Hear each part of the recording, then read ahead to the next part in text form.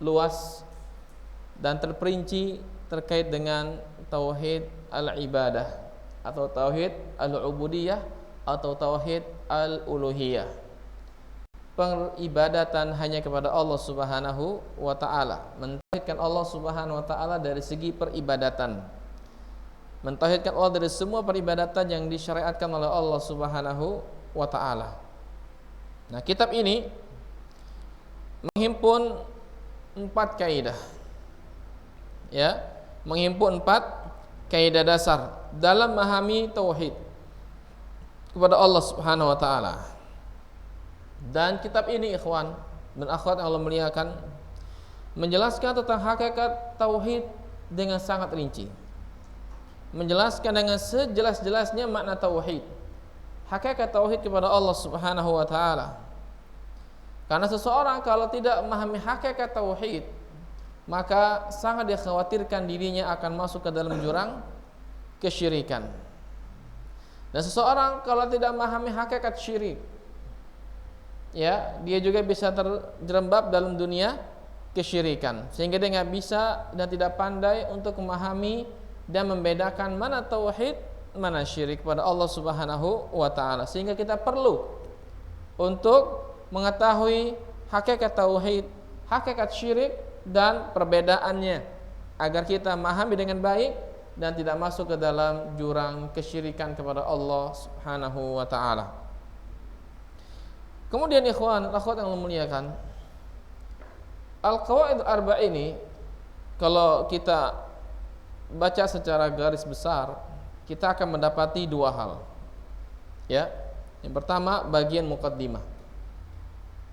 Muqaddimah ini beliau tulis simple, ya, tidak bertele-tele, tidak terlalu panjang, tapi langsung kepada pesan yang nanti akan beliau sampaikan pada pembahasan setelah muqaddimah. Dan begitulah kebiasaan Syekh Muhammad rahimahullahu taala. Dalam kitab Tauhid, dalam Thalathatul Usul, simple. Tidak bertele-tele. Karena memang kitab itu ditulis tipis. Agar jangan sampai terlalu panjang muqaddimahnya sehingga bisa melelahkan, membuat bosan para pembaca atau penuntut ilmu yang membahasnya, yang membacanya, bahkan menghafalnya. Nah, muqaddimah ini ada 2 hal yang disebutkan oleh beliau rahimahullahu taala. Pertama, tentang tujuan kita diciptakan oleh Allah Subhanahu wa taala. Ya, dalam muqaddimah itu nanti Syekh menyebutkan tujuan kita, untuk apa kita diciptakan oleh Allah Subhanahu wa taala.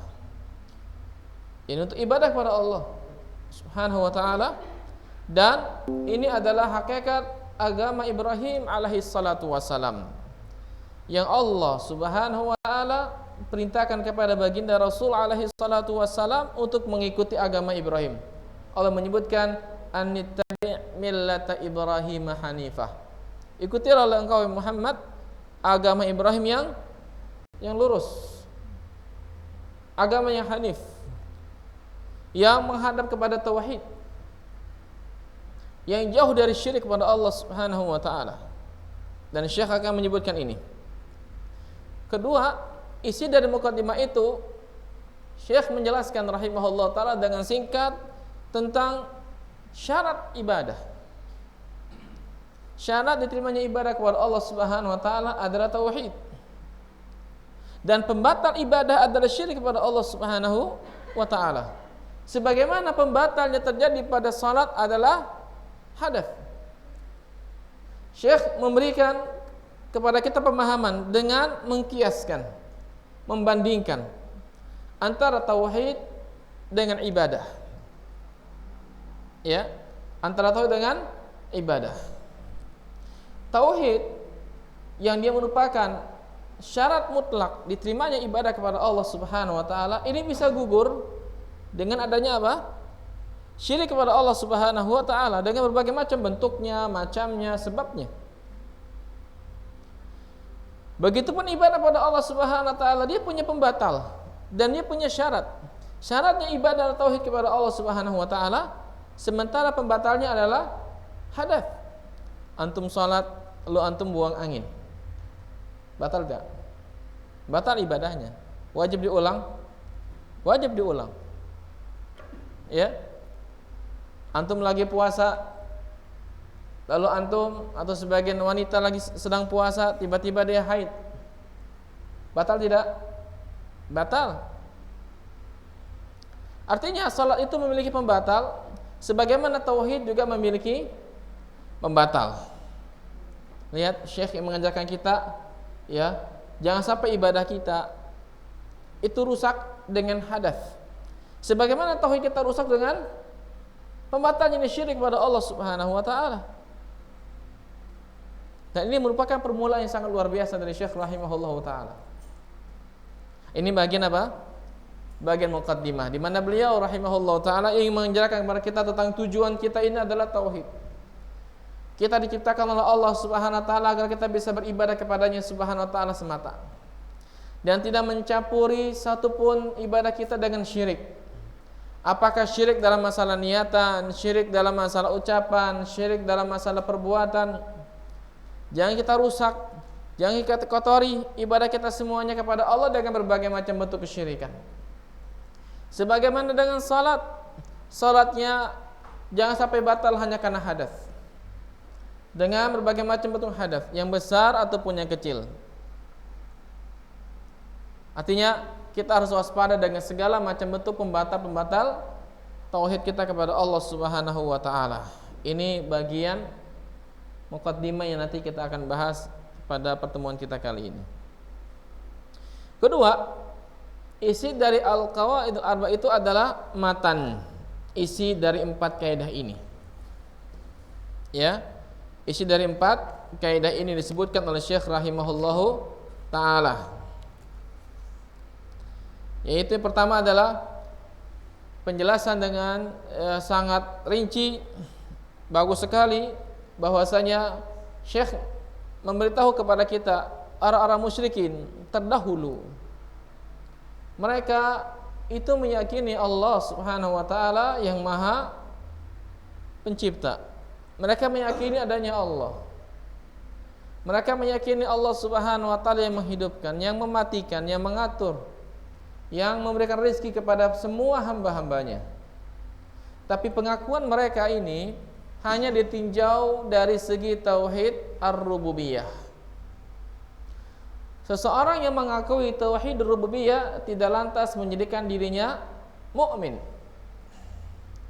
Karena umumnya orang-orang musyrikin yang mereka mengimani Allah Subhanahu wa taala tentang rububiyahnya Allah tetap diperangi oleh Rasulullah sallallahu alaihi wasallam lantaran mereka tidak mentauhidkan Allah dari segi apa? Rububiyah, uluhiyah. Ya. Jadi Syekh ingin menekankan kepada kita bahwasanya orang-orang musyrik terdahulu yang pernah diutus kepada mereka para nabi dan rasul, bahkan Rasul sendiri sallallahu alaihi wasallam, sebagian mereka atau umumnya mereka mengiktikadkan, meyakini, mengimani adanya Allah Subhanahu wa taala. Adanya Allah. Allah yang mengatur, Allah yang menciptakan, Allah yang memberikan rezeki, Allah yang menghidupkan, Allah yang mematikan, Allah yang memberikan mereka nikmat, Allah yang ngasih mereka berbagai macam kesenangan dunia. Tapi mereka berbuat syirik kepada Allah dari segi ibadahnya, ibadah kepada Allah Subhanahu wa taala. Dan ini adalah hakikat syirik kepada Allah Subhanahu wa taala. Poin kedua dari isi tersebut, ya saya jelaskan secara global biar kita memiliki pemahaman tentang kitab yang akan kita bahas, dan ini sebagian dari ilmu. Ya.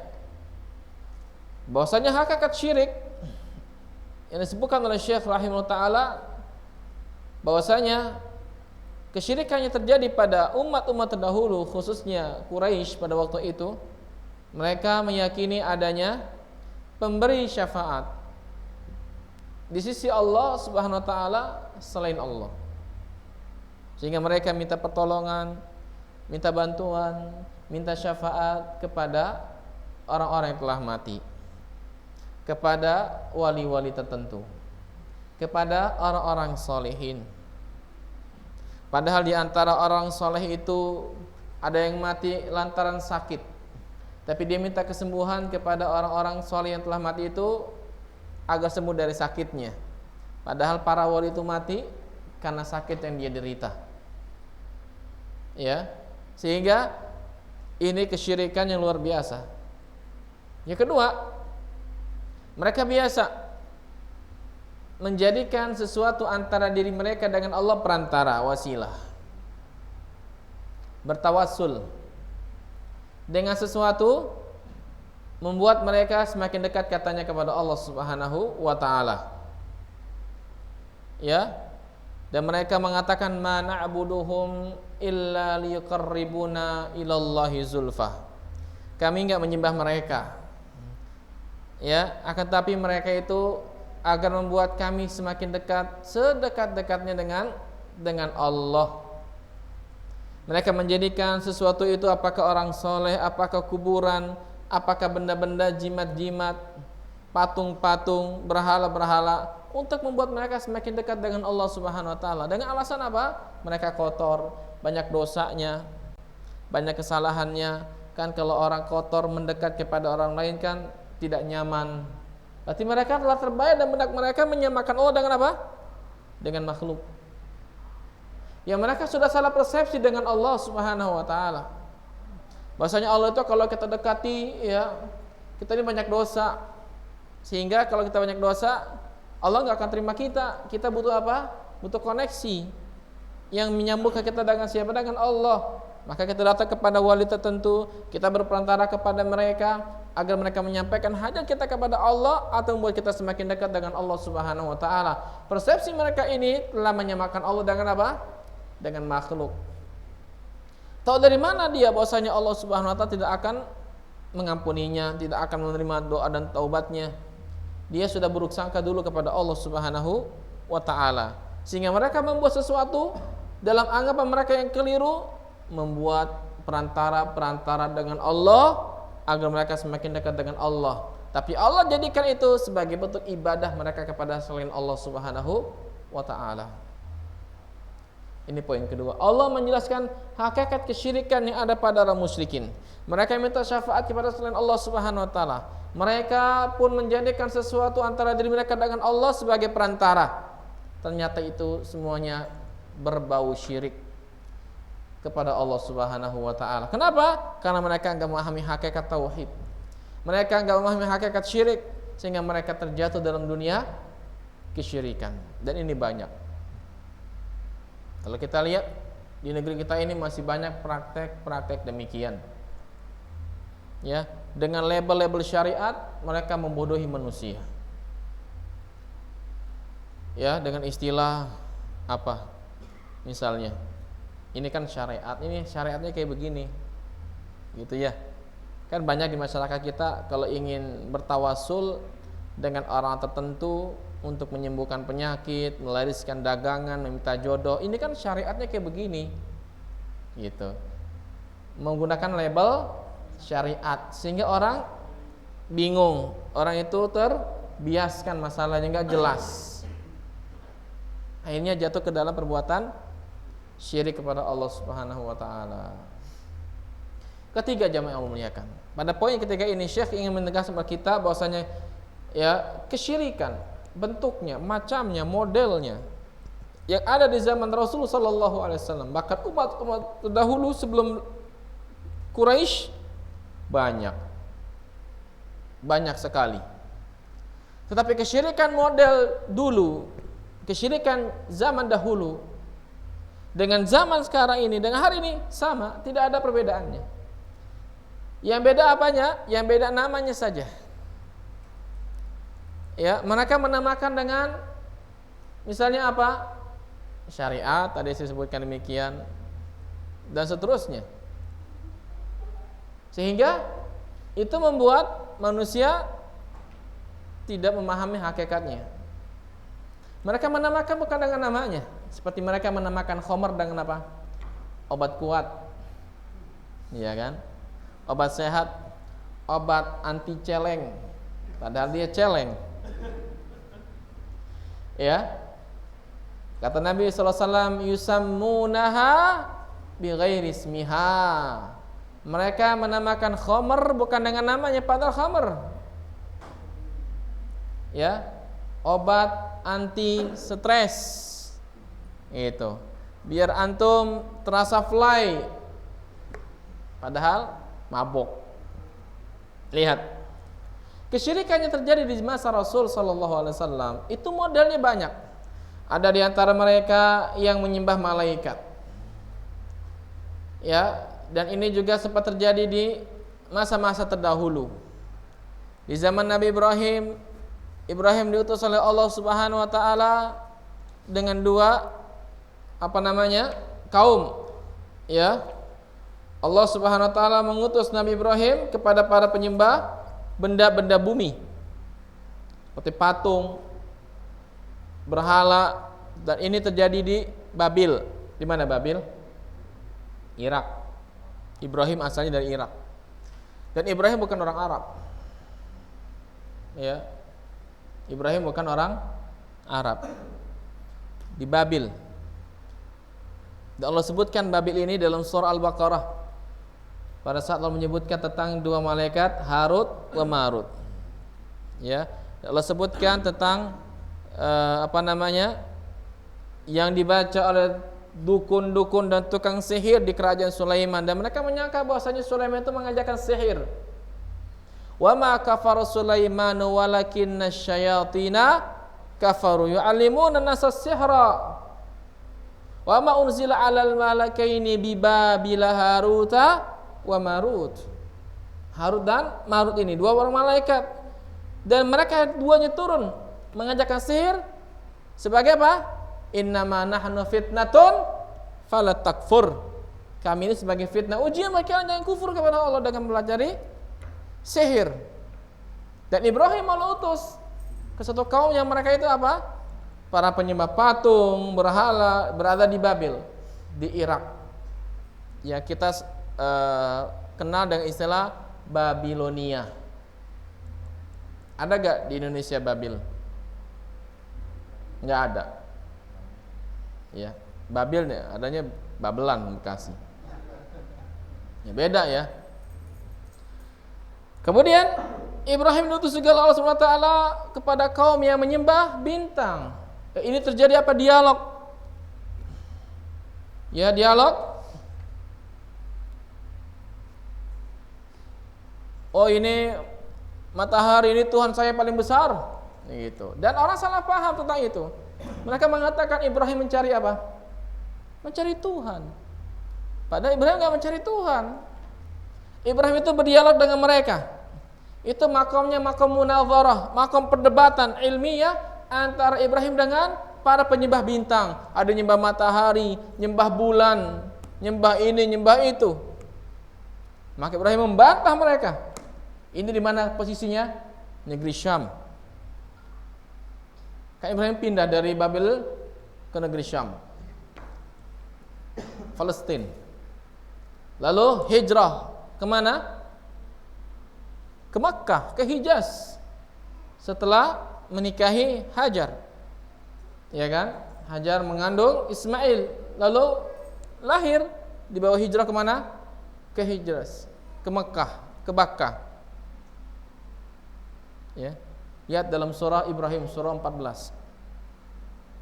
Ya, di mana Ibrahim meletakkan anaknya dan keluarganya, ya, dekat rumahmu ya Allah, yang tidak ada tumbuhan, tidak ada air. Hijrah Ibrahim alaihi salatu wasallam. Setelah berjidal, berdebat, kalah mereka dengan Ibrahim ketika mereka menyembah bintang-bintang, bulan, matahari dan seterusnya.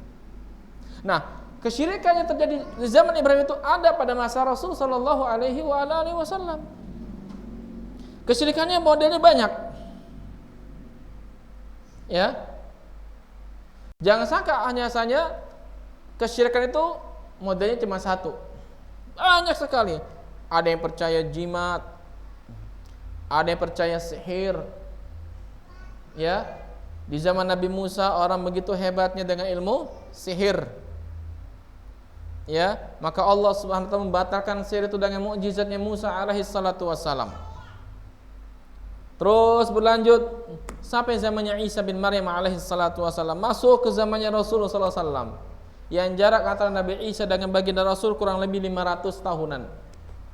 Karena Rasulullah lahir pada tahun 571 Masehi. Itu artinya jarak antara Isa bin Maryam alaihi salatu wasallam dengan kelahiran baginda Rasul 1500 tahunan. Ya, kesyirikannya sama, modelnya sama.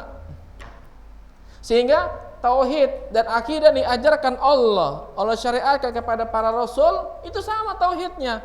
Peribadatan hanya kepada Allah. Walaqad ba'atsna fi kulli ummatir rasulah an i'budullaha wajtanibut taghut. Sungguh kami telah utus pada setiap generasi umat seorang rasul. Dalam surah apa? An-Nahl ayat 36, surah 16 ayat 36. Ani abudullah, sembah Allah. Wajtanibut taghut, tinggalkan semua bentuk peribadatan, penyembahan kepada taghut. Taghut itu ya bisa berhala, bisa patung, bisa jin, bisa syaitan, bisa dukun, bisa jimat-jimat. Tinggalkan semua model kesyirikan, bentuknya apapun itu, tinggalkan semua. Lihat, apa ajarannya? Ubudullah, sembah Allah, ibadah kepada Allah, mengikhlaskan diri kepada Allah dengan ibadah, dengan salat, dengan niat yang ikhlas kepada Allah Subhanahu wa taala. Menyebarkan tauhid, mendakwakan tauhid, mengajak manusia kepada tauhid, bukan kepada pribadi, bukan kepada golongan, tapi kepada Allah dan Rasulnya.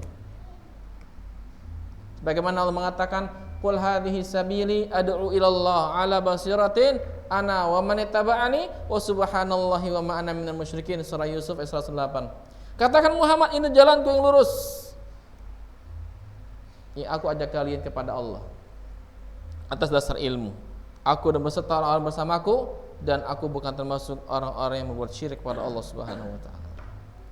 Jadi ikhwan dan akhwat yang memuliakan, model kesyirikan, macam kesyirikan, bentuk kesyirikan yang terjadi pada umat-umat sebelum kita, yang terjadi di masa Rasul sallallahu alaihi wasallam sampai tegaknya hari kiamat, model kesyirikannya sama. Cuma dikemas dengan bentuk yang berbeda. Mereka menamakan dengan nama-nama yang berbeda. Ya, tapi intinya sama. Dan ada kaidah yusammunaha bi ghairi ismiha, mereka menamakannya bukan dengan nama yang sesungguhnya. Hari ini banyak nama-nama kemaksiatan ya di labelnya dengan label-label yang indah. Riba jadi apa? Uang admin. Apa lagi? Fee. Apa lagi? Uang pendaftaran. Dia kan apa lagi? Bagi hasil. Misalnya begitu. Hati-hati. Mereka menamakan khamar bukan nama aslinya. Mereka menamakan riba dengan bunga. Ya, banyak macam-macamnya. Ya. Dan seterusnya dan seterusnya. Terus yang keempat dan terakhir adalah Syekh menyebutkan bahwasanya kesyirikan atau orang musyrik di zaman modern pada hari ini atau di zaman Syekh rahimahullahu taala hidup sampai ditulisnya kitab ini, disusunnya kitab tauhid, disusunnya yakni apa namanya salah satu usul ya. Itu mode syiriknya sama tapi apalagi lebih parah. Kesyirikannya lebih parah. Kenapa? Syekh menjelaskan bahwasanya kesyirikannya terjadi pada umat terdahulu khususnya di zaman Rasul maksudnya sallallahu alaihi wasallam. Itu ya orang musyrik itu melakukan kesyirikan dalam keadaan apa? Keadaan apa? Senang. Ketika dalam kondisi genting, mereka mengikhlaskan diri kepada Allah. Ketika selesai dari kegentingannya, mereka kembali berbuat syirik kepada Allah Subhanahu wa taala. Contoh ya, yang zaman Rasul terjadi sallallahu alaihi wasallam itu ketika Abraha ya, Yaman yang hidungnya coak gini, Raja Abraha yang sempat membuat gereja Qolis di Yaman. Hari ini gerejanya masih ada, cuman sudah enggak keurus. Yang tujuannya untuk mendandingi Ka'bah. Ya kan? Nah, dia punya inisiatif gimana kalau Ka'bah kita hancurin. Agar apa? Agar semua praktek musim-musim ibadah pindah dari Mekah ke mana? Ke Yaman. Lumayan income nih. Mikirnya kemana? Ke sana. Datanglah dia dengan ribuan pasukannya pakai gajah. Orang Arab nggak pernah lihat gajah, ya. Sehingga ketika kaum muslimin perang di Qadisiyah tahun ke-17 Hijriah, beliau mengutus Sa'ad bin Abi Waqqas, maksudnya Umar bin Khattab mengutus siapa? Sa'ad bin Abi Waqqas radhiyallahu an. Ya, Persia menggunakan apa? Gajah. Gajahnya puluhan banyak. Komandonya oleh Rustum. Kuda-kuda kaum muslimin kalang kabut karena mendengar suara gajah begitu pekak. Ya, sehingga Allah Subhanahu wa taala sebutkan kalimat gajah dalam surah apa? Al-Fil. Al-Fil. Alam tara kaifa fa'ala rabbuka bi ashabil fil. Alam yaj'al dan seterusnya. Ya, gajah. Dihancurkan tuh Mekah, mau dihancurkan Ka'bah. Singkat cerita, Abraha kan apa? Ngambil ternaknya siapa? Abdul Muttalib, kakek Nabi sallallahu alaihi wasallam. Dan Abdul Muttalib meminta kepada masyarakat Mekah untuk menghindar, ngungsi ke lembah-lembah. Mereka semuanya serahkan kepada siapa? Kepada Allah Subhanahu wa taala. Dan mereka mentauhidkan Allah Subhanahu wa taala, meminta kepada Allah. Ketika Abraha menemui atau didatangi oleh Abdul Muttalib minta apa? Minta balikin kambingnya. Ini kambing saya. Kamu gimana? Saya datang kemarin untuk menghancurkan Ka'bah, kamu malah minta kambing, kata siapa? Abraha. Apa jawab Abdul Muttalib? Kambing itu punya saya, Ka'bah punya Allah. Urusan Anda sama Allah, bukan sama saya. Kembaliin. Dikembaliin. Ya, serahkan semuanya kepada Allah, tauhid kepada Allah, minta kepada Allah agar Allah jaga rumahnya, subhanahu wa ta'ala. Dan agar masyarakat Quraisy nggak kena imbas dari keburukannya, karena masyarakat Quraisy nggak bisa menghadang pasukan Abraha. Diserahkan semuanya kepada Allah. Allah kirim apa? Burung ababil, bukan nama burung itu. Ababil itu jama'atun minat tuyur. Ya, ini kelompok burung-burung yang banyak. Ya, melemparkan batu-batuan yang panas sehingga pas kena itu badannya meleleh, bolong, bagaikan timah yang dipanaskan. Dan Abraha kena, dia mati dalam perjalanan menuju Yaman. Falillahil hamd. Habis semuanya. Lalu mereka turun dan menyembah, labbaik Allahumma labbaik, labbaik la syarika lak. Atau gitu ngucapinnya, dia mah labbaik Allahumma labbaik, dan tambahkan kami berbuat syirik kepadamu ya Allah. Mereka berbuat syirik ketika senang, ketika genting, sama Allah tauhid banget. Nah, orang sekarang kata Syekh, kesyirikannya lebih dahsyat. Senang nggak senang berbuat syirik. Gimana nih biar kedudukan saya bangkunya nggak digoyang-goyang? Jadi pantek yang kenceng, ya. Biar nggak digeser bangkunya, biar panasnya merata. Datang ke Mbah Dukun, piye? Biar kursi saya ini antep, adem, nggak digoyang-goyang. Dia nggak sadar kalau dia akan mati. Semakin lama dia berada di bangku itu, semakin lama hisapnya. Ya, wong Mbah Dukun aja nggak tahu. Kalau ditanya Mbah Dukun kapan sampean mati, kok tanya masa depan? Tahu nggak Mbah Dukun kapan mau mati? Jangan ditanya, bisa digaplokin kita katanya. Nanya ke urusan pribadi loh. Kilo gimana coba? Ya kan? Lagi senang, lagi sulit, syirik kepada Allah Subhanahu wa taala. Ya. Lagi sakit bukannya minta kepada Allah, mau datang ke mbah ini, datang ke kuburan ini, pakai jimat ini. Ya. Datang ke orang pintar padahal enggak pintar. Datang ke mana? Ya, apa? Orang apa namanya? Orang pinter. Yang datang bodoh berarti ya, kan gitu. paranormal, padahal dia nggak normal.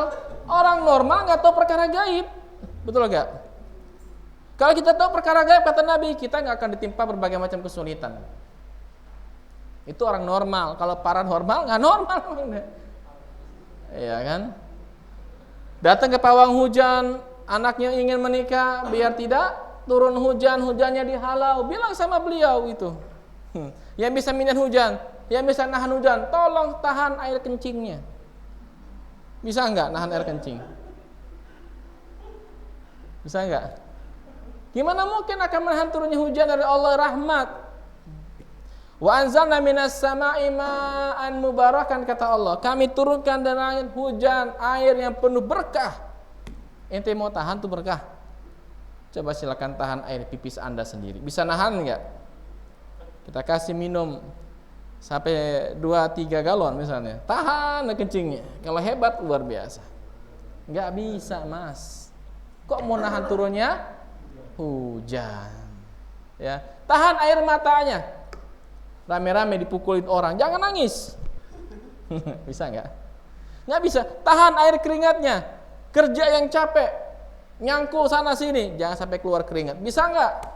Kok mau menahan turunnya hujan? Lihat, orang kita kesyirikannya senang dan susah. Bahkan agar terhindar dari kematian berbuat syirik, pakailah ilmu tekbal. Tekbal, ilmu nggak mempan dibacok. Ya, nggak kuat, wah, masya Allah. Ya, benar nggak? Iya. Padahal Nabi perang pakai 2 rangkap baju perang. Di perang Uhud Nabi jatuh, pinggulnya sakit, wajah Nabi berdarah, sampai serpihan dari tameng Nabi masuk ke mulut Nabi, gigi Nabi tanggal 2. Orang kita mau tekbal, luar biasa. Nabi aja perang kena sabetan pedang. Hamzah meninggal di medan Uhud, dadanya dibelah oleh Hindun, jantungnya dimakan. Iya kan? Sahabat nggak ada yang tekbal, mati mereka radhiyallahu anhum ajma'in. Kesyirikan orang kita itu luar biasa, senang dengan syirik, susah dengan syirik. Kapan tauhidnya kepada Allah? Nggak tahu kapan. Kecuali hidayah yang bisa mengutuk hati mereka. Nah, ini 4 hal ikhwah, isi dari kitab Al-Qawaidul Arba. Ya, tipis kitabnya, tapi isinya luar biasa. Nah, ini lanjut. Jadi intinya kitab Al-Qawaidul Arba ini ada bagian muqaddimah, ada bagian matan isinya. Muqaddimahnya ya, Syekh yang menjelaskan kepada kita tentang tujuan hidup kita, untuk apa diciptakan oleh Allah, tentang ibadah. Kemudian ya, Syekh menjelaskan tentang persyaratan ibadah, itu dengan tauhid kepada Allah Subhanahu wa taala. Adapun isi dan matannya ya, Syekh menjelaskan bahwasanya kemusyrikan yang terjadi pada orang-orang musyrikin, kemusyrikan dalam bab al-uluhiyah. Mereka mengimani Allah menciptakan, menghidupkan, Allah itu ada dan seterusnya. Ya, dan hakikat kesyirikan mereka berporos pada 2 hal. Minta syafaat kepada Allah Subhanahu wa taala dan menjadikan antara diri mereka dengan Allah perantara. Yang ketiga adalah bentuk dan model kesyirikan zaman dulu dan sekarang itu sama, enggak ada perubahannya kecuali namanya saja yang diganti, sehingga dibungkuslah dengan bungkusan yang indah. Ya. Yang keempat adalah sebagian kaum musyrikin di zaman kita ini berbuat syiriknya lebih dahsyat, lebih parah dibanding kaum musyrikin di zaman Rasul. Di zaman Rasulullah orang berbuat syirik dikala senang, tapi dikala mereka sedang genting, sedang tidak dalam kondisi yang sulit, ya mereka beribadah kepada Allah ikhlas. Tapi orang sekarang susah senang berbuat syirik kepada Allah Subhanahu wa taala. Ini. Kemudian ikhwan akhwat yang memuliakan, Syekh Muhammad bin Abdul Wahhab rahimahullah mengatakan Bismillahirrahmanirrahim. Ya, dengan nama Allah yang Maha Pengasih lagi Maha Penyayang. Kemudian beliau mengatakan lagi, as'alullahal karima rabbal arsyil azimi an yatawallaka fid dunya wal akhirah wa an yaj'alaka mubarakan aina ma kunta wa an yaj'alaka mimman idza utiya syakara wa idza btuliya sabara wa idza aznaba astaghfara fa inna haula'i thalatha unwanus sa'adati. Lihat mukadimahnya singkat banget. Ya. Bismillahirrahmanirrahim. Aku memohon, berdoa, meminta kepada Allah Subhanahu wa taala, Rabb yang memiliki arsy yang agung, yang maha mulia, untuk menolongmu di dunia dan di akhirat. Syekh berdoa kepada Allah, kepada kita yang baca, kepada kita yang belajar, kepada kita yang mempelajari kitab ini, kepada kita yang menghafal, kepada kita yang menjadi seorang talib untuk memahami kitab yang mulia ini, Al-Qawaidul Arba'. An yatawallaka fid dunya wal akhirah, agar Allah Subhanahu wa taala senantiasa menolongmu, memberikan pertolongan kepadamu di dunia dan di akhirat. Masya Allah, ini doa yang luar biasa, doa yang ikhlas kepada Allah Subhanahu wa taala. Dan kalimat ini sejatinya untuk menepis orang-orang yang mengatakan syekh itu dakwanya keras, ya, termasuk orang-orang yang sangat fundamentalis. Waduh, karena ini kita nggak ngerti bahasa mereka fundamentalis. Artinya orang yang apa tuh fundamentalis? Fundamental ya, apa artinya itu fundamental? Ya kesannya apa ya? Kolot gitu.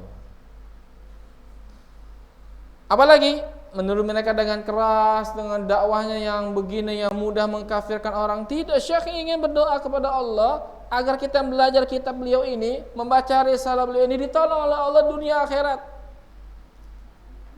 Ini doa yang ikhlas kepada Allah Subhanahu wa taala buat kita.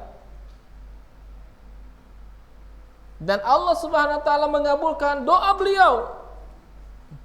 Lihat para pejuang dakwah ini, para ulamanya, Allah tolong senantiasa meskipun mereka telah meninggal dunia. Nanti kata Syekh Ibnu Utsaimin rahimahullahu taala, di antara bentuk pertolongan yang Allah berikan kepada para dai, para duat ila tauhid, Allah tolong dikala mereka masih hidup dan setelah mereka meninggal dunia. Lihat dalam syarah Thalathatul Usul di bab tentang as-sabru 'alal adzafi. Ketika Syekh menyebutkan tentang sabar ketika mengemban dakwah di jalan Allah Subhanahu wa taala. Allah tolong orang yang sabar kepadanya Subhanahu wa ta'ala. Baik dikala orang itu masih hidup dengan dakwahnya ini Allah sebarkan, Allah jaga dari makar-makarnya, musuh-musuhnya, dan Allah menolongnya dikala dia telah meninggal dunia. Masya Allah. Nah, ini doa yang luar biasa. Kemudian wa an yaj'alaka mubarakan aina ma kunta, dan aku mohon kepada Allah semoga Allah menjadikan engkau, orang-orang bersama engkau, orang-orang yang pelajari kitab ini, yang mengajarkannya, yang membacanya, menghafalnya, memahaminya, mubarakan aina ma kunta, Allah berkahi Anda, Allah jadikan Anda orang yang Allah berkahi di mana saja Anda berada, di rumah, di kantor, di pasar, di masjid, di jalan. Berkah dalam urusan keluarga, berkah dalam cari maisha, berkah menjadi seorang istri, berkah menjadi seorang suami, menjadi seorang anak, menjadi seorang thalib, menjadi semua yang Allah berkahi Subhanahu wa taala. Dan ini merupakan sifat yang melekat pada Isa bin Maryam dan semua para nabi dan rasul alaihi wasallam. Bahkan Rasul sendiri orang yang paling barokah di muka bumi ini. Lihat Rasulullah yang paling barokah. Bukan hanya saja ilmunya, tapi jasad beliau pun barokah. Sampai air ludah beliau sallallahu alaihi wasallam tidak pernah jatuh ke tanah kecuali para sahabat menadanginya lalu mengginikannya menjadi minyak wangi. Khusus Nabi. Ustadz nggak boleh, ya. Apalagi orang yang dibilang wali tapi orang gila. Mana ada wali orang gila? Kalau antum sekolah, ya, punya wali kelas buat anak antum orang gila, mau nggak? Kalau ada orang menikah tapi walinya orang gila, bapaknya gila, nggak sah. Kok ada sih wali Allah orang gila? Nggak habis pikir saya. Ada nggak, Pak? Apakah wali Allah itu Abu Bakar orang gila? Bukan.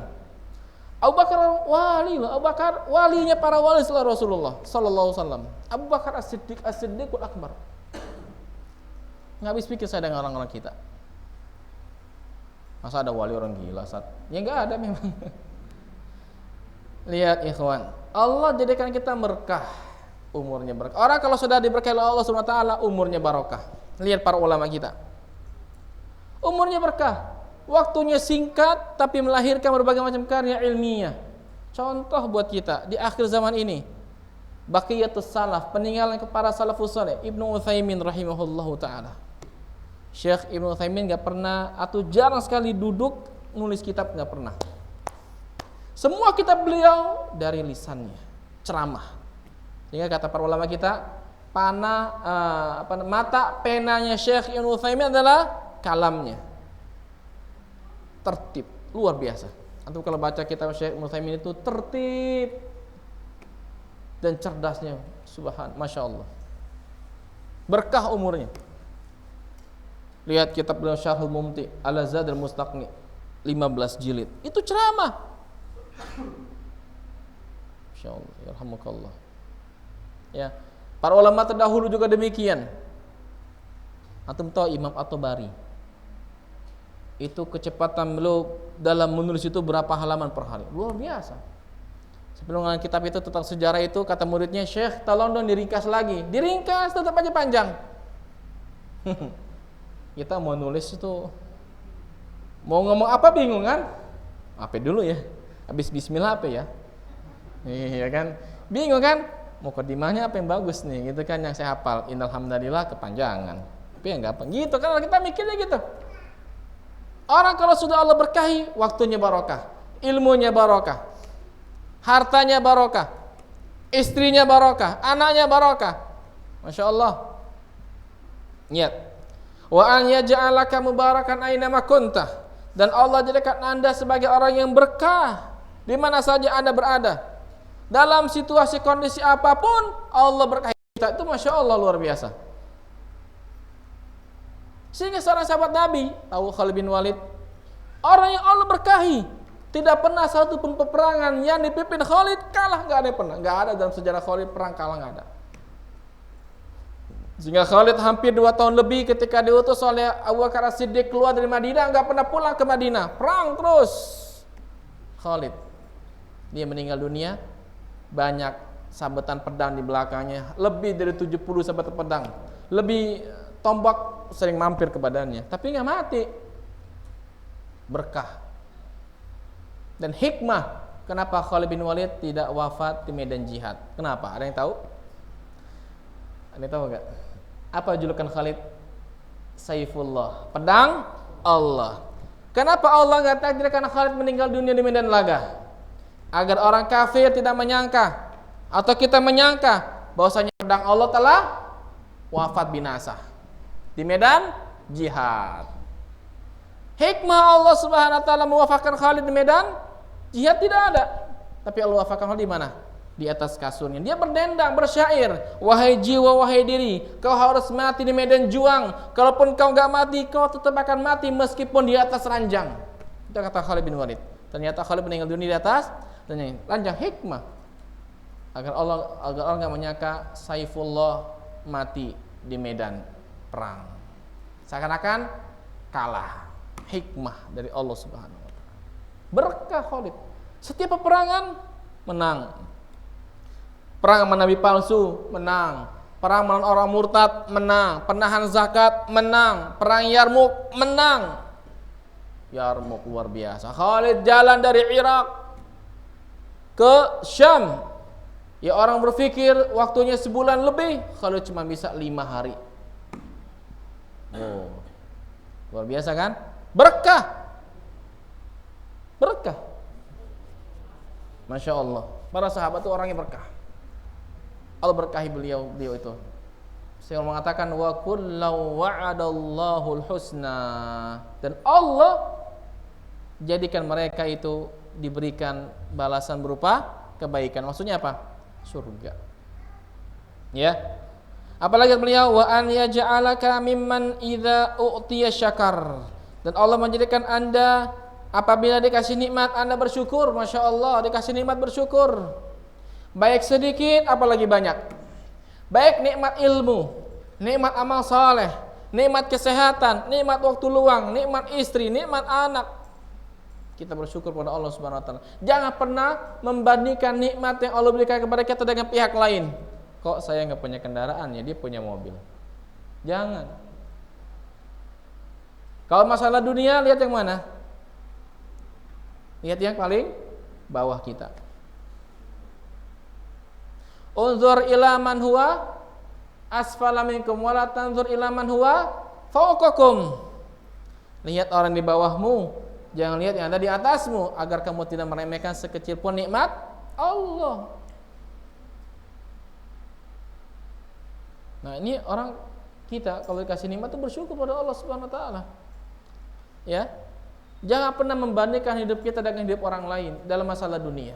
Demi Allah, jangan. Karena hati kita akan sesak, dada kita akan sempit karena kita membandingkan apa yang ada pada orang lain dari segi dunia dengan apa yang ada pada kita. Jangan. Tapi bandingkan dari segi takwa kita kepada beliau itu. Ya. Karena Allah Rasul mengatakan sallallahu alaihi wasallam, innallaha la yanzuru ila ajsamikum wala ila suwarikum walakin yanzuru ila qulubikum wa a'malikum at-taqwa hahuna at-taqwa hahun at-taqwa hahuna rawahu Muslim. Sesungguhnya Allah tidak melihat kepada jisim-jisim kamu, tinggi, pendek, kurus, gemuk, enggak. Wala ila suwarikum, enggak kepada wajah-wajah kalian, tampan apa enggak, cantik apa enggak, Allah enggak lihat itu. Ya, siapa sih yang mau pesan muka kita kayak gini? Kalau kita boleh pesan sama Allah, ya Allah muka saya ganteng ini. Ini enggak? Badan saya six pack ya Allah. Enggak one pack. Ya kan? Kalau kita boleh pesan kita. Cuman kan enggak pesan kita. Allah yang takdirkan kita begini. Cuman Allah enggak melihat kita kepada wajah kita, jisim kita. Yang lihat Allah lihat apa? Hati, iman, dan amal kita. Ikhlas gak kita kepada Allah? Itu yang Allah lihat. Dan takwa itu di sini, di hati. 3 kali Nabi sebutkan sallallahu alaihi wasallam. Lihat, Syekh berdoa kepada Allah agar Allah jadikan kita orang yang kalau dikasih nikmat sedikit ataupun banyak bersyukur pada Allah, tidak kufur, tidak ingkar. Masya Allah. Dan termasuk dalam masalah ilmu. Kalau Anda dikasih ilmu sedikit hari ini, paham sekian persen, falillahilham, bersyukur pada Allah agar Allah tambah ilmu kita, ya dengannya kita bisa beribadah, bisa berdakwah kepada Allah, mengajak manusia kepada Allah Subhanahu wa taala. Bertambah ilmu kita. Nikmat. Ya. Jadi jangan pernah mengkufuri nikmat yang Allah berikan kepada kita. Ya. Dan jangan pernah mencela setiap nikmat yang Allah berikan kepada kita. Sampai Nabi tidak pernah mencela makanan yang Nabi dihidangkan. Nabi suka Nabi makan, enggak suka Nabi tinggalkan dengan diam. Begitu. Nah, suami pulang kerja tempe lagi. Ya kan? Ya subhanallah. Dia enggak tahu nikmat Allah ada di situ. Ya jangan, enggak boleh. Nabi ketika datang kepada para istrinya, hal indakum ta'am, kalian punya makanan? La. Idzan inni shaim, kalau gitu saya puasa. Kayak gitu enggak para suami sekarang? Enggak. Ya. Ada makanan? Enggak ada. Gimana sih? Emang uang belanja kemana? Oh, isinya buka catatannya. Nih. Kaget kita. Oh ternyata kurang ya, kurang gitu. Ditagih diam, ya kan? Ditagih malah iya ya, subhanallah. Tanya istri, udah sarapan belum, udah makan belum, ada lauk apa, belum masak. Kasih uzur. Gimana sih? Suami pulang bukan sediain air galon habis mas. Ada air tempayan mau. Ya, nah kita tuh kadang kurang syukurnya teman-teman ya. Subhanallah. Kurang syukur kita. Sehingga yang tadinya banyak terkesan dikit. Lihat ATM, miskin lah kita. Lihat dompet kita, miskin kita. Subhanallah. Karena tujuan kita bukan akhirat sih. Kalau tujuan kita akhirat, Allah jadikan kekayaan di hati kita. Ya. Apa kata Nabi SAW? Man kanatid dunya hammahu ja'alallahu faqra baina 'ainaihi. Barang siapa yang dunia tujuannya, maka Allah jadikan kefakiran melekat di pelopak matanya. Walam ta'ti ilaihi dunya illa ma kutiba lahu. Tidak datang dari dia perkara dunia, rizki, kecuali apa yang Allah takdirkan bagi dia. Kalau sehari rizkinya 20.000, 20.000, walaupun dia kerja siang malam, banting tulang, pala jadi kaki, kaki jadi kepala, beras keringat semuanya, 20.000 misalnya. Wa man kanatil akhiratu niyatuhu, barang siapa yang niatnya akhirat, ja'alallahu al-ghina fi qalbihi. Lihat, Allah jadikan hatinya penuh dengan apa? Kekayaan, qanaah hidupnya. Wa ta'ti ilaihi dunya wa hiya raghimah, dan dunia datang kepadanya dengan cara merengek di bawah kedua kakinya. Masya Allah. Ini Pak, jamaah Allah muliakan. Ya, pentingnya kita bersyukur kepada Allah. Bersyukur dengan segala pemberian dari Allah Subhanahu wa taala. Ya, bersyukur dengan nikmat yang Allah berikan kepada kita, dan ini sifat para rasul semuanya.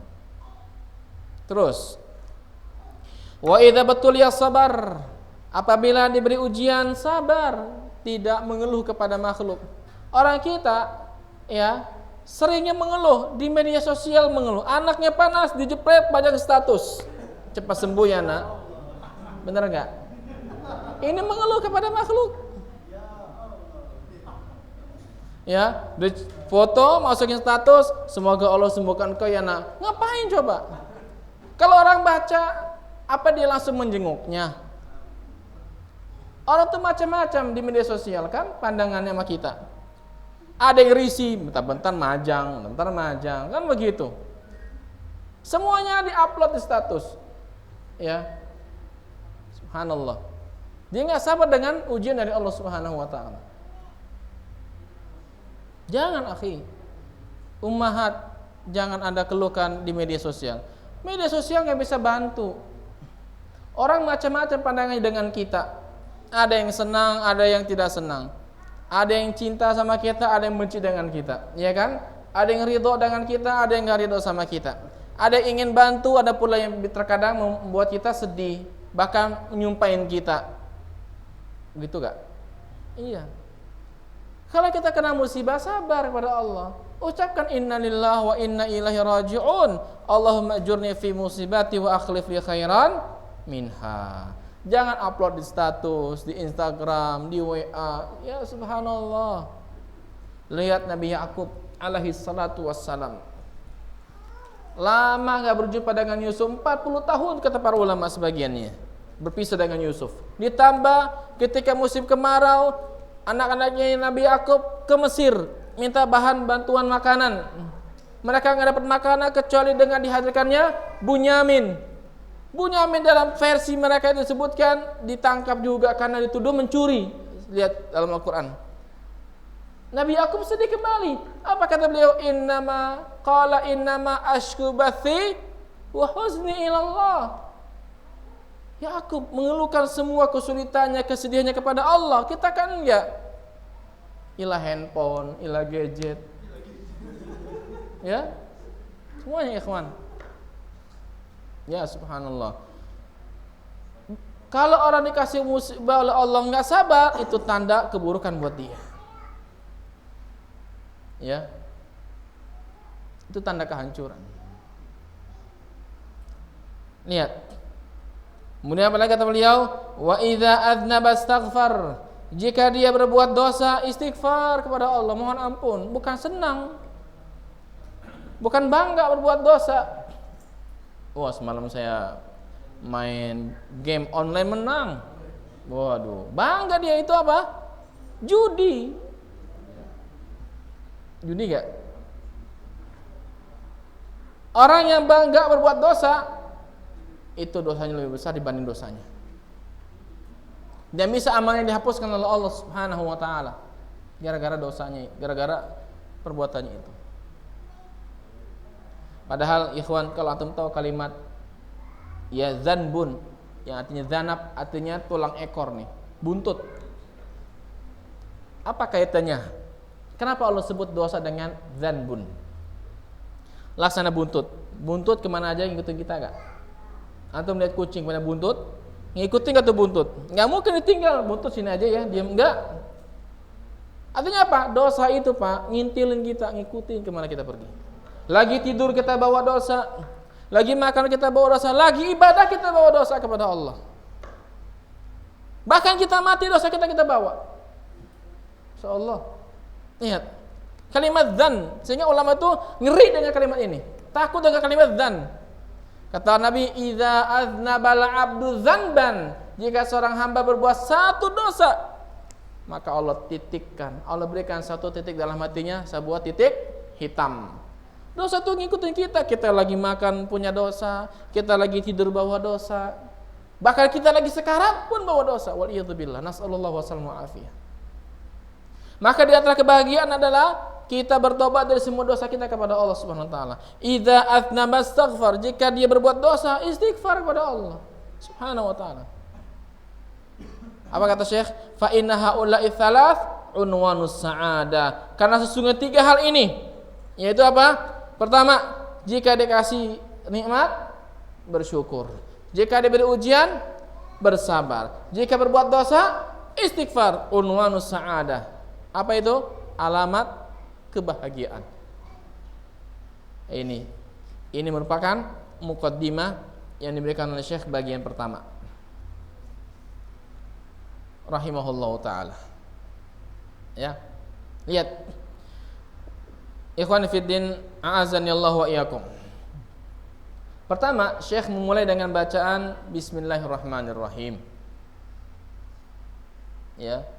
Kenapa Syekh memulai dengan Bismillahirrahmanirrahim? Ini karena berapa sebab. Ya.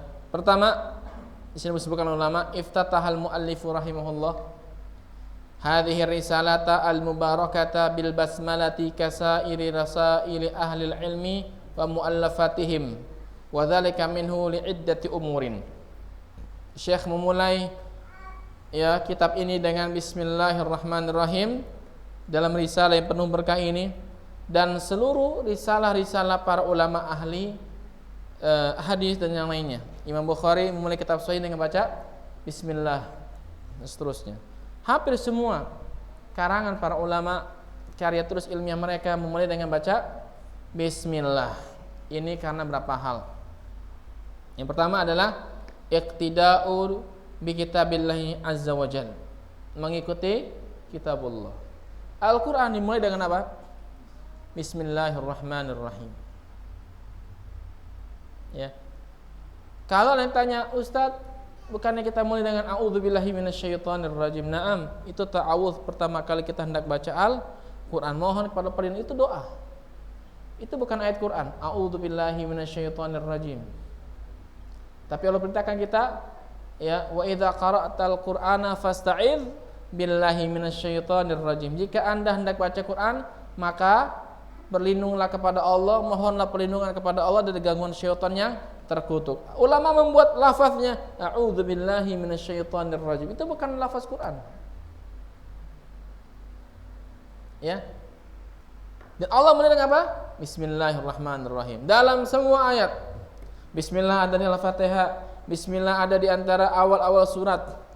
Walaupun ulama berbeda pendapat, apakah Bismillah itu bagian dari Quran secara keseluruhannya atau sebagai fasil, yakni apa namanya, pembatas antara satu surat dengan surat yang lainnya, atau Bismillah itu adalah ayatun mustaqillatun, ayat secara tersendiri. Khilaf para ulama, kita nggak bahas itu. Ya, yang kita bahas adalah Syekh memulai baca Bismillahirrahmanirrahim, memulai dengannya karena untuk mengikuti Alkitab, Al-Quranul Karim. Ya. Dan para sahabat ijma', mereka meletakkan Al-Quran, basmalah maksudnya di awal surah Al-Fatihah, kemudian di awal surah Al-Baqarah, kecuali surat apa? Surah Al-Bara'ah, surah Al-Anfal. Ya. Kemudian yang kedua, ittiba'an li hadin Nabi sallallahu alaihi wasallam fi mukatabatihi wa murasalatihi. mengikuti Nabi sallallahu alaihi wasallam dalam semua surat-surat beliau yang Nabi sallallahu alaihi wasallam pernah mengirim para sahabat untuk membawa surat ini, yang isi suratnya dimulai dengan apa? Bismillah. Seperti Nabi menulis kepada Heraklius, raja Romawi Timur. Raja Romawi Timur Heraklius ya. Bukan Romawi Barat. Romawi Barat udah hancur. Romawi Barat itu pernah disebutkan oleh Allah atau diutus padanya Nabi Isa dan juga Ashabul Kahfi. Itu Romawi Barat. Adapun Romawi Timur Heraklius yang nanti diperangi Rasul pada perang Tabuk ya, dan seterusnya pada peperangan-peperangan dengan kaum muslimin. Dan nanti di akhir zaman Romawi ini yang akan tumbang. Yang sebelumnya nanti mereka juga akan apa? Mengambil alih Konstantinopel, Turki yang sekarang ini ada kaum muslimin. Diambil alih lagi, lalu perang lagi, kalah lagi mereka. Dahsyat nanti perang akhir zaman. Perang dengan Romawi. Adapun Persia sudah hancur pada tahun ke-17 Hijriah dengan berakhirnya perang di Nahawan dan juga perang Qadisiyah ketika Umar menyerbu mereka di bawah pimpinan Sa'ad bin Abi Waqqas radhiyallahu taala anhu. Yang kata Nabi, ketika Persia hancur, tidak ada lagi Persia berikutnya. Adapun Romawi, nanti kita akan berperang dengan mereka, yakni Allah sebutkan istilah Rum. Ya, bangsa Romawi. Ini Romawi Timur. Ya. Tahu kan? Ini kisahnya? Belum. Enak kalau belajar sejarah tuh nikmat. Mantap, seru. Dalam sejarah itu ada akidah, ada fikih, ada adab, ada muamalat, ada akhlak, semuanya masuk dalam perjalanan sirah Rasulullah sallallahu alaihi wasallam. Ya, apa kata Rasulullah?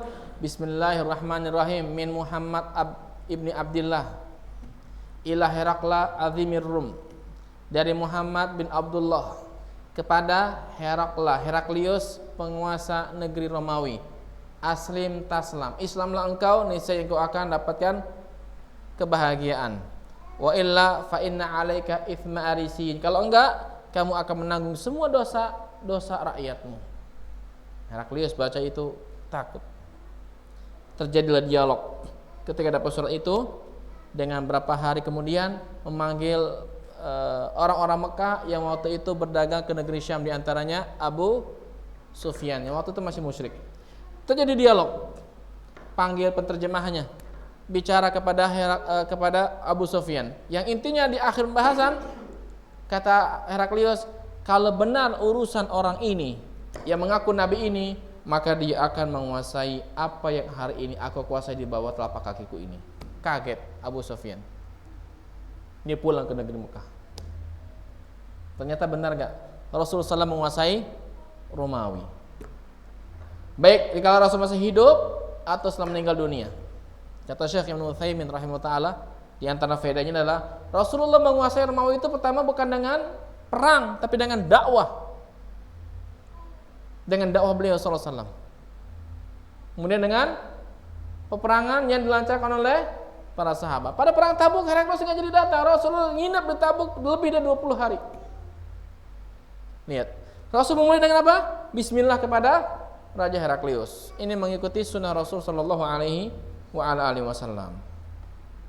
Ya, dan tercantum dalam Sahih Bukhari di bagian awal-awalnya.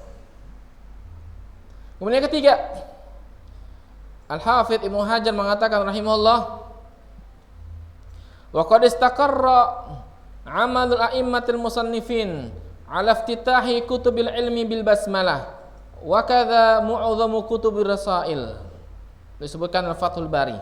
Demikian pula telah tetap apa yang dilakukan oleh para ulama pembesar kita, para a'immah musannifin, para ulama yang memiliki keahlian dalam merangkai kitab, menyusun kitab. Mereka memulai kitab-kitab mereka dengan bismillah, dan ini di hampir semua risalah mereka, termasuk Sahih Bukhari.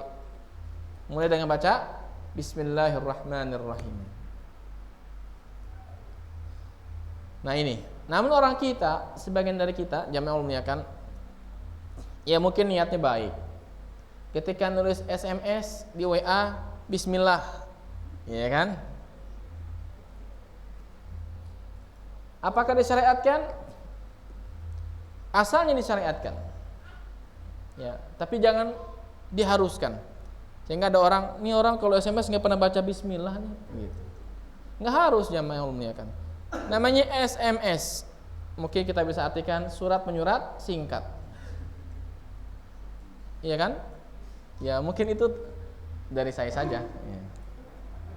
Kalau SMS itu kan singkat, padat, jelas. Ya, jangan bertele-tele. Karena beda antara jawab telepon langsung dengan SMS. Kalau nggak setiap SMS kita bahas, kita balas. Ya, iya kan? Boleh saja. Assalamualaikum akhi. Hari ini ada kajian nggak? Kan bisa. Bismillah, wassalatu wassalamu, panjangan nanti. Antum mau nulis surat tapi mau kajian gitu. Ya, nah ini. Kemudian alasan lagi kata ulama adalah apa? At-tabarruk bil bada'ati bismillah. Mengharapkan berkah dengan menyebut nama Allah Subhanahu wa taala. Jadi kita baca bismillah itu mengharapkan berkah dari Allah.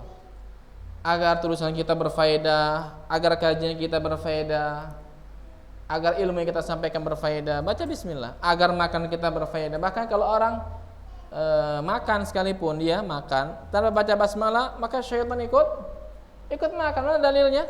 Ketika ada orang makan tanpa baca basmalah dan dia lupa waktu itu, maka ketika dia mengatakan bismillahi fi awwalihi wa akhirihi, maka syaitan memuntahkan makanan kembali, menunjukkan syaitan ikut makan bersama orang yang tidak baca basmalah itu. Dalam hadis yang saja demikian Nabi sebutkan sallallahu alaihi wa ala alihi wasallam. Bahkan dalam semua keadaan syaitan pun ikut dalam aktivitas manusia. Dan dalam hubungan antara istri dengan suami, kalau tanpa baca basmalah, maka syaitan juga turut menikmatinya. Makanya diperintahkan kita membaca basmalah. Ya. Ini mengharapkan berkah dari Allah agar perbuatan kita, pekerjaan kita diberkahi oleh Allah Subhanahu wa taala. Makanya terkadang kalau kita bekerja siang malam ya, gaji kita biasanya besar, tapi kok kayaknya nggak ada manfaatnya. Ya, habis untuk hal yang nggak penting. Itu menunjukkan kurang Allah berkahi Subhanahu wa taala. Maka mulailah pekerjaan kita dengan basmalah, dengan kejujuran, ya, mantapkan dalam ibadah kerja kita itu niatnya karena Allah Subhanahu wa taala. Maka Allah akan tolong kita. Ya. Dan jangan lihat harta itu dari segi banyaknya saja, tapi dari kualitas berkah kita yang dari Allah Subhanahu wa taala. Ya, ini dengan basmalah. Kemudian ikhwan fillah, a'azani Allah wa iyyakum. Beliau rahimahullah taala mengatakan bismillahirrahmanirrahim ini seakan-akan beliau ingin mengatakan dengan nama Allah saya menyusun risalah ini. Dengan nama Allah Subhanahu wa taala saya memulai pelajaran ini. Kalau antum baca mau makan mengatakan bismillah, artinya dengan nama Allah saya makan. Mau tidur baca bismika Allahumma amutu wa ahya. Dengan nama Allah saya tidur. Memulai dengan baca basmalah. Itu mengharapkan berkah dari Allah Subhanahu wa taala agar pekerjaan kita, agar makanannya kita santap, ya, agar ilmu yang kita tuntut menjadi keberkahan di sisi Allah Subhanahu wa taala. Berfaedah buat kita semuanya. Ya.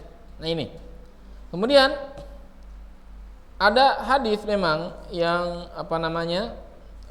mendasari tentang bismillah ini, namun kata ulama hadis ini dhaif. Ya. Di antaranya kullu amrin dzibalin la yubda'u fihi bi bismillah fahuwa aqta. Setiap perbuatan pekerjaan yang tidak dimulai dengan baca bismillahirrahmanirrahim, maka dia aqta, terputus keberkahannya. Para ulama kita umumnya mengatakan hadis ini dhaif. Tapi disebutkan oleh sebagian ulama hadis ini memiliki asal. Hadis-hadis tentang masalah ini sebagiannya dhaif, ya, sebagiannya dhaif. Tetapi memiliki asal, artinya diperbolehkan kita untuk memulai dengan baca basmalah. Bahkan ada hadis khusus kalau kita mau makan, kata Nabi mengatakan sallallahu alaihi wasallam dari riwayat Amr bin Abi Salamah radhiyallahu ta'ala anhuma, yang ini merupakan anak tirinya Nabi sallallahu alaihi wasallam. Setelah Abu Salamah meninggal, Nabi menikahi Ummu Salamah dan punya anak Amr bin Abi Salamah. Ketika makan bersama Nabi sallallahu alaihi wasallam, dia langsung ngambil makanan. Nabi dipegang. Ya gulam, samillah. Wa kul biyaminik, wa kul mimma yalik. Wahai anak, makanlah dengan baca basmalah dan makanlah dengan apa yang terdekat dengan kamu. Makan dengan tangan kanan, baca basmalah, dan makan yang terdekat dengan kamu. Hadis sahih dikeluarkan oleh Bukhari. Ya. Nah, kemudian jamaah yang Allah muliakan subhanahu wa ta'ala, kalimat Allah, ya, kalimat Allah subhanahu wa ta'ala, kita tahu Allah ini, ya, maknanya apa Allah? Kalimat Allah, kalimat Allah maknanya dzul uluhiyah wal ma'budiyah ala khalqihi ajma'in. Kata siapa? Kata Ibnu Abbas. Kalimat Allah, lafdzun jalalah Allah, itu maknanya yang memiliki sifat ubudiyah, sifat peribadatan, sifat ketuhanan, yang semua peribadatan kembalinya kepada Allah subhanahu wa ta'ala. Ya, ini sifat uluhiyah dan ma'bud, al-ubudiyah, kembalinya kepada Allah subhanahu wa ta'ala. Dan nama Allah ini jamaah memuliakan, yang semua nama-nama Allah, asmaul husna, kembalinya kepada satu nama ini. Allah ya Ar-Rahman, Allah ya Ar-Rahim, Allah ya Kudus, Allah ya Salam. Semua asmaul husna ini kembali kepada nama Allah subhanahu wa ta'ala. Ya, sebagian ulama rahimahumullah ta'ala mengatakan kalimat Allah ini berasal dari kata al-ilah, ya, artinya yang disembah, yang diagungkan, yang dicintai. Jadi kalimat al-ilah itu merupakan asal dari kata Allah, yang maknanya zat yang kita sembah dengan penuh pengagungan dan kecintaan, itu Allah subhanahu wa ta'ala. Makanya kalau ada orang menyembah Allah, orang sholat, kalau nggak ada perasaan mengagungkan Allah, nggak ada perasaan mencintai Allah subhanahu wa ta'ala, ini kosong ibadahnya. Bahkan ada orang sholat itu hanya sebatas menggugurkan kewajiban, nggak ada perasaan cinta kepada Allah, nggak ada perasaan mengagungkan Allah subhanahu wa ta'ala. Ada orang sholat itu hanya sebatas apa? Ya, sholat saja, nggak ada raghbah, nggak ada keinginan, kecintaan dalam sholat itu, nggak ada. Ini bahaya nih, sholat kayak begini. Ya, dan sholat model kayak gini seperti sholatnya model orang munafik. Innal munafiqina yukhadi'una Allah wa huwa khadi'uhum. Wa idza qamu ila sholati qamu kusala yura'una an-nas wa la yadhkurunallaha illa qalila. Orang munafik itu berupaya menipu Allah, Allah balas tipu daya mereka. Dan jika mereka menegakkan salat, mendirikan salat, mereka salat dalam kondisi malas. Nanti dalam mereka mengingat Allah kecuali hanya sedikit. Sehingga Allah itu kita ibadahi jamaah yang memuliakan, ikhwan akhwat yang memuliakan, dengan cinta, dengan pengagungan. Itu Allah subhanahu wa ta'ala.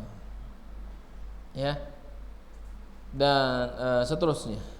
Kemudian ikhwan fiddin a'azanillahu wa iyyakum, dari mukadimah ini, ya, Syekh rahimahullahu ta'ala ingin menjelaskan kepada kita tentang 3 doa yang dipanjatkan oleh beliau rahimahullahu ta'ala. Pertama, Syekh berdoa kepada Allah agar Allah menolong kita di dunia dan di akhirat.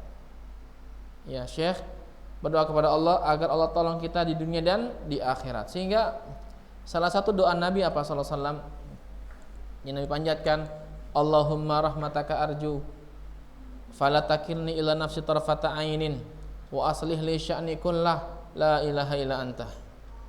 Ini kita baca doa ini pada saat kita tertimpa keburukan, kita lagi kesulitan, baca doa ini.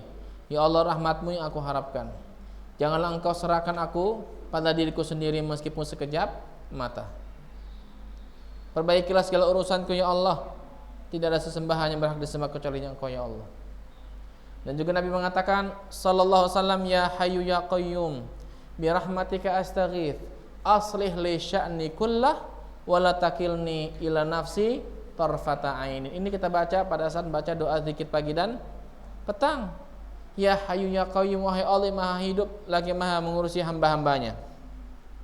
Aslih li sya'ni kullah, perbaikilah semua urusanku ya Allah. Perbaiki urusan ibadahku kepadamu, perbaiki urusanku dengan makhluk, perbaiki segala perbuatanku ya Allah. Perbaikilah istriku, perbaikilah anakku, perbaikilah pekerjaanku. Semuanya minta diperbaiki oleh Allah. Wala takilni ila nafsi tarfata ainin, dan jangan kau serahkan diriku kepada diriku sendiri ya Allah tanpa mendapatkan pertolongan darimu meskipun sekejap mata. Lihat, ini doa yang luar biasa. Ya, jadi kita mohon kepada Allah. Kita ini sejatinya nggak bisa apa-apa tanpa pertolongan dari siapa? Dari Allah Subhanahu wa taala. Jadi Syekh berdoa kepada Allah agar Allah tolong kita dunia akhirat. Ya, agar Allah tolong kita dunia akhiratnya. Kalau kita ditolong oleh Allah Subhanahu wa taala, maka tidak akan ada mudarat yang sampai kepada kita.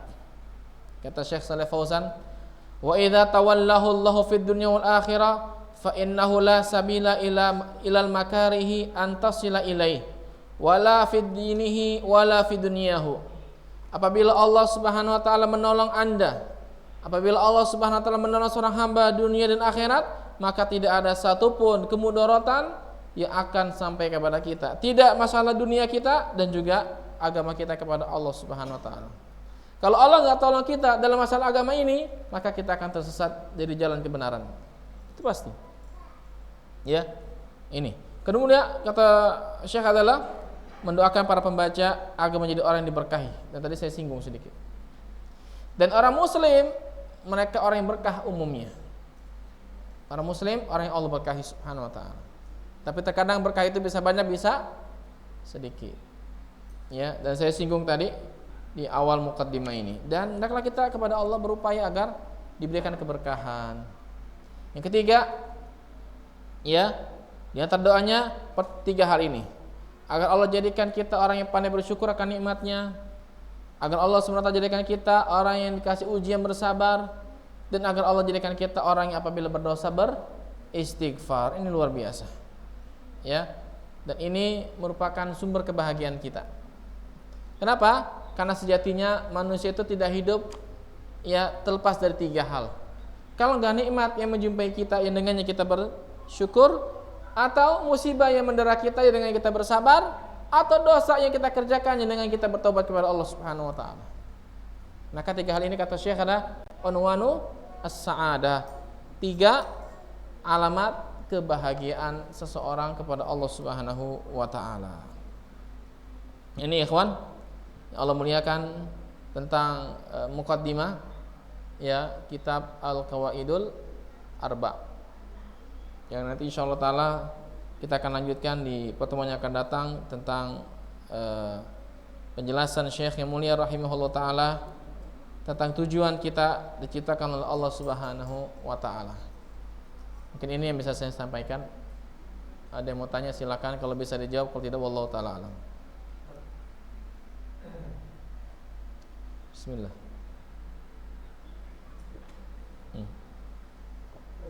Pada umumnya di Indonesia maupun di kampung-kampung itu yang kebiasaan itu sebelum puasa itu orang berziarah sama setelah lebaran 2 hari. Apakah termasuk keserikan? Karena yang namanya berziarah itu kan tidak menyimpan waktu, terus momen harinya gitu. Mohon dijelaskan. Berziarah kubur itu perkara yang Allah syariatkan. Bahkan Nabi SAW di awal kali dakwahnya memang pernah melarang untuk berziarah kubur. Tapi setelah itu Nabi memerintahkan fazuruha fa innaha tudzakirukumul maut. Maka berziarah karena dia bisa membuat Anda ingat kepada kematian. Dari sini berziarah kubur hukumnya disukai. Ya, Nabi perintahkan demikian sallallahu alaihi wasallam. Dan ziarah kubur ini hukumnya mutlak. Waktunya mutlak, bebas kapan waktu. Tidak ada waktu-waktu tertentu. Bahkan Nabi pernah berziarah kubur ke makam Baqi di malam hari. dan Aisyah sempat ngikutin. Nabi berdoa kepada Allah menghadap kiblat untuk para orang-orang yang dikubur di situ. Ya. Nah, orang kita kan nggak biasa ziarah malam-malam, takut karena kebayangnya horor, mistik dan seram. Ini satu. Yang kedua, membatasi waktu untuk berziarah kubur, dan kubur-kubur tertentu ini butuh dalil. Sehingga dalam Islam tidak ada istilah ya ziarah spiritual atau wisata religi ke kubur tertentu, rame-rame naik mobil kendaraan, bahkan ibu-ibu terkadang ya sampai meninggalkan kewajibannya kepada suami beberapa hari ke sana sambil bawa-bawa air lalu dibacakan di makam-makam tertentu, katanya airnya menjadi airnya penuh berkah, lalu dibagi-bagikan kepada para tetangga. Ini enggak ada keterangannya dari Quran dan dari hadis Nabi sallallahu alaihi wasallam. Dan Nabi mengatakan sallallahu alaihi wasallam, la tashaddur rihal illa ila ihda thalathati masajid. Tidak boleh kita mengadakan wisata religi, jalan ke suatu tempat untuk mengharapkan berkah, berkunjung untuk mengharapkan berkah, kecuali kepada 3 masjid. Masjid hadza, Masjid Nabawi, Masjidil Haram, dan Masjidil Aqsa. Jadi tidak ada tempat ya apabila kita ziarah itu mengandung keberkahan kecuali 3 tempat ini yang kita boleh sengaja safar pergi ke sana. Jadi nggak ada istilah safar untuk pergi ke makam ini, ke makam itu.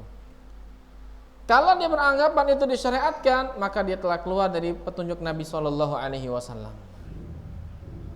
Ini 2. Nah, ketiga, apakah berziarah kubur 2 hari menjelang Ramadan atau pada saat Idul Fitri? Apakah termasuk yang disyariatkan dan apakah termasuk syirik kepada Allah? Tadi saya sebutkan ya, membatasi berziarah kubur di waktu-waktu tertentu perlu dalil. Kecuali seseorang yang ketika menghadiri atau pada acara momen Ramadan atau momen Lebaran maksud saya, dia mengunjungi saudara-saudaranya di kampungnya, dan ternyata dia sekaligus berziarah kepada makam orang tuanya telah meninggal dunia dan belum sempat berziarah kecuali hari itu, tanpa ada unsur kesengajaan untuk berziarah di hari tersebut, maka ini boleh. Maka ini diperbolehkan. Kalau punya keyakinan berziarah kubur 2 hari menjelang Ramadan atau 2 hari menjelang hari raya, maka dalilnya tidak ada yang sahih dan Nabi. Bahkan ada hadis yang palsu. Ketika orang itu tidak berziarah kubur kepada orang telah meninggal dunia, maka orang-orang yang meninggal dunia datang kepada keluarganya, berdiri di depan pintu, kunjungi saya. Ini hadisnya palsu. Ya, bahkan ada istilah nyadran gitu ya, bawa botol lalu dari kuburan bawa pulang, katanya dengan anggapan ruh orang yang meninggal dunia masuk ke dalam botol lalu masuk ke dalam rumahnya. Kalau enggak dia menangis. Ini keyakinan yang khurafat. Tidak ada satupun dari Nabi sallallahu alaihi wasallam keyakinan ini. Nah, ziarah itu kapan bisa syirik? Apabila dia berkeyakinan kepada penghuni kubur inilah bisa diberikan manfaat, bisa mendapatkan manfaat atau bisa menghilangkan mudarat. Kalau hanya sebatas berziarah, mendoakan orang telah mati, enggak syirik. Tapi ketika minta kepada penghuni kubur berdoa di situ, katanya lebih ajib ya, lebih mantap, lebih khusyuk, maka ini ada sesuatu dalam akidahnya. Kalau dia mengatakan berdoa kepada penghuni kubur ini lebih mendatangkan keberkahan, maka ini syirik.